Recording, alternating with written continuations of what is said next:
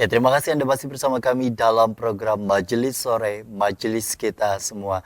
Bicara mengenai kebahagiaan tampaknya menjadi tujuan dari setiap insan yang ada di dunia.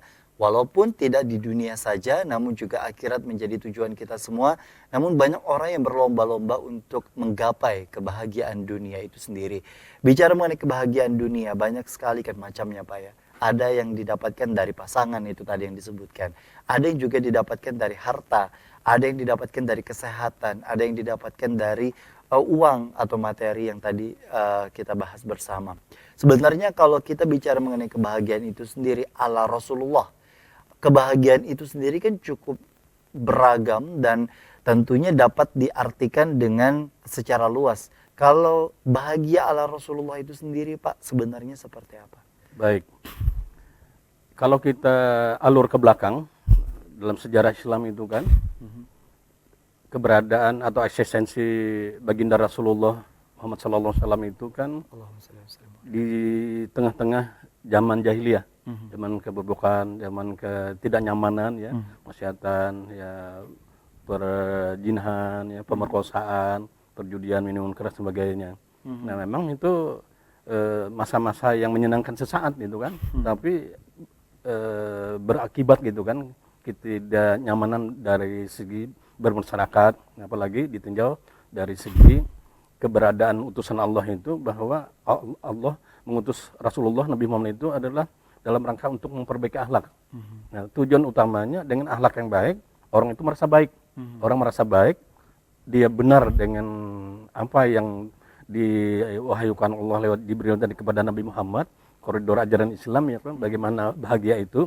Tidak saja bahagia itu di dunia, tapi lebih-lebih lagi bahagia itu akan dicapai di akhirat. Nah, maka dipatri dalam ajaran Islam itu, dalam Al-Quran dan juga hadis Nabi itu, nah, bagaimana Rasulullah itu menginginkan dalam kehidupan individu, kehidupan di era sahabat, ya itu sama-sama bagaimana menjalankan kehidupan agama itu yang ditonjolkan. Makanya dalam kebaikan itu Allah mengutus Nabi Muhammad itu kan agar berakhlak mulia. Betul. Ya kan? Orang mulia itu orang yang takwa. Nah, dengan demikian Allah sudah memberikan tahapan-tahapan kebahagiaan itu. Ciri-ciri kebahagiaan yang di dalam perut, ya kan?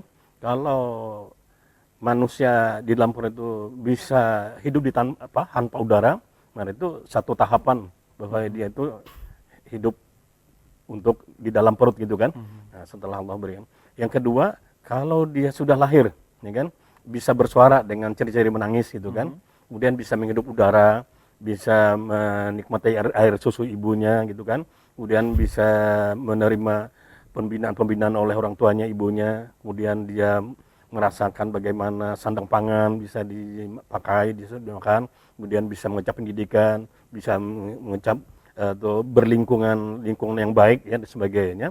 Kemudian kepada akhirnya tadi kemandirian hidup. Nah, kemandirian hidup yang dikehendaki Rasulullah itu adalah kemandirian hidup itu bagaimana ku ampusakum wa ahlikum naro. Nah, ini yang diajarkan Rasulullah itu capailah kebahagiaan, jagalah, ya kan, dirimu dan keluargamu dari sisa api neraka tadi. Aku ahlikum naro. Nah, oleh karena itu, untuk mewujudkan itu, maka mau tidak mau seorang mukmin, ya, mukmin itu bagaimana upaya dirinya dan keluarganya itu lepas dari api neraka. Nah, bahasa lainnya dengan harapan pekerjaan melepaskan dari perbuatan-perbuatan maksiat, perbuatan-perbuatan yang dilarang atau melanggar agama, perbuatan yang tidak takwa itu dalam rangka untuk kenyamanan, untuk kebahagiaan keluarga tadi. Nah, maka kebahagiaan itu diperoleh tidak saja di dunia, tapi lebih akhirat itu dalam koridor agama. Nah, maka Allah SWT mengajawantahkan, ya kan, meletakkan kebahagiaan, kejayaan, kedamaian baik dunia lebih-lebih akhirat dalam amalan agama yang sempurna sebagaimana yang dibawa baginda Rasulullah Muhammad sallallahu alaihi wasallam. Dan tentunya itu tadi orientasinya adalah agama sekali lagi Pak ya, untuk kebahagiaan secara akhirat atau ukhrawi itu tadi. Kalau kita bicara mengenai kebahagiaan Pak, hubungan dengan kebahagiaan antara kebahagiaan dan rasa syukur sejauh mana sebenarnya? Baik. Nah, itu kita akan dapatkan rasa bahagia itu dari rasa syukur itu apabila amalan-amalan agama yang sudah menata kita, mengatur kita untuk mendapatkan kebahagiaan itu tadi, apa yang kita amalkan itu harus ditopang dengan perbuatan yang ikhlas. Nah, kalau ikhlas itu kita wujudkan dalam pengamalan agama, artinya itu membuahkan sudah rasa syukur. Nah, orang yang kesyukurannya tinggi, biasanya terwujud atau ciri-cirinya dia melaksanakan amal agama itu secara ikhlas. Nah, oleh karena itu, baik dalam berkeluarga, baik dalam rangka bagaimana dengan sedia gitu kan, dengan keluarga, kalau dengan ikhlas itu rasanya senang, saling pengertian, ya kan, Iya. saling membutuhkan, saling memerlukan gitu kan. Menggapai Mungkin ikhlas ada ini sendiri kelebihan, kan memang silakan gitu. cukup usaha yang luar biasa Pak ya. Adakah hal yang bisa dilakukan secara sederhana untuk melatih yang namanya keikhlasan dalam hidup itu tadi Pak? Iya. Memang dalam kegiatan-kegiatan dakwah apakah siaran-siaran yang seperti ini lewat medsos ya, lewat elektronik atau TV ini memang harus sering diungkapkan gitu kan. Nah, bagaimana bahagia itu bisa diperoleh dari sejak dini gitu kan sampai akhir nanti gitu kan. Nah, oleh karena itu ada yang perlu kita garis bawahi bahwa kebahagiaan itu harus kita miliki, harus kita gapai. Nah, karena itu bagian yang keempat tadi artinya ada tekad untuk mendapatkan itu. Nah, bagaimana ukuran bahagia per individu per orang itu memang ada beda gitu kan. Tapi paling tidak menyengsarakannya. Contoh apa? Kalau kita berbuat maksiat, berbuat mungkar, berbuat yang melanggar hukum gitu kan, itu awal-awalnya memang ya ini, tapi kan kalau kita masuk di bui, di penjara, itu kan terkurang, artinya diri kita, harga diri keluarga dan sebagainya itu kurang nyaman, kurang bahagia. Nah, itu secara pergaulan, secara lisan juga kalau kita mengatakan hal-hal yang baik ya, ucapan-ucapan yang sebagainya itu akan menyenangkan orang. Kita merasakan nikmat juga, bahagia juga. Nah, sebaliknya kita akan memfitnah orang atau membuat orang yang tidak enak sebagainya, kalau itu juga dilihat pengaduan sebagainya, ya ini juga akan memberatkan dia gitu kan, lebih lagi Baik. nama baik keluarganya. Baik, artinya memang hal-hal kecil yang positif, yang baik, ini memang harus tetap dijalankan untuk sekali lagi melatih kita di dalam sebuah keikhlasan, kejujuran, hingga melahirkan kebahagiaan itu tadi Pak ya.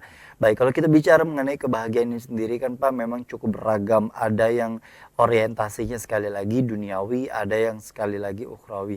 Nah, kalau seseorang mampu menyeimbangkan antara duniawi dan ukhrawi, apakah itu cukup untuk seseorang bisa bahagia? Baik, makanya Allah itu sudah bersumpah ya, bagaimana surah yang awal tadi saya katakan, wal asri kan. Nah, yang kedua, inna insana lafi khusr. Sesungguhnya manusia itu dalam kerugian. Nah, apakah kita mau rugi itu kan? Nah, oleh karena itu capaian dari 4 poin berikut ini dalam rangka bagaimana watawasau bisobr itu. Nah, jadi kalau kita dalam dataran-dataran ketidaknyamanan, ketidaksabaran itu tadi, maka sebelumnya kita harus watawasau bil haq itu kan. Nah, saling dalam kebenaran.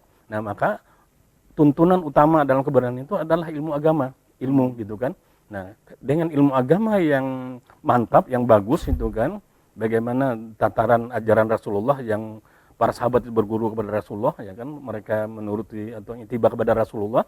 Nah, maka amalan-amalan para sahabat, tabi'in dan seterusnya tadi, kita amalkan, amal soleh gitu kan. Nah, tapi tentunya ada koridor iman gitu kan, ada keimanan yang kuat dalam diri kita.